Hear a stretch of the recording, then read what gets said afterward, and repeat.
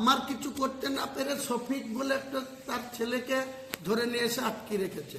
আমি আইসিকে বলেছি যদি না ছাড়ে কালকে বাবরি মসজিদের ভিত্তি স্থাপন তো আগেই হয়ে আছে, কাজ শুরু করব, করে লাখ লোক গিয়ে বেলডাঙ্গা থানা ঘিরবো, দেখবো এসপির কতটা দম আছে আর বেলডাঙ্গা আইসির কতটা দম আছে।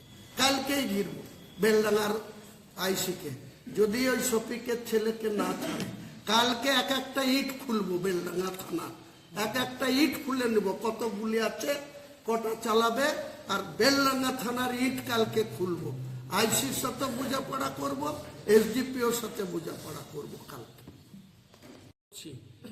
এসপি আবার আমাকে খুন করার জন্য ঠিকে নিয়ে এসছে।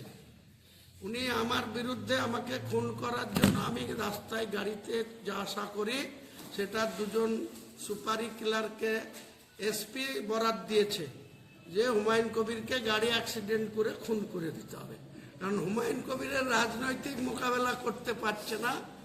তাই হুমায়ুন কবিরকে এইসব করার জন্য পুলিশের এসপিকে নিয়োগ করা হচ্ছে। অপেক্ষা করুন, আজ 10ই ফেব্রুয়ারি, 28শে ফেব্রুয়ারি আসতে দিন। ইলেকশন কমিশন ইলেকশনের শিডিউল ডিক্লেয়ার করুক।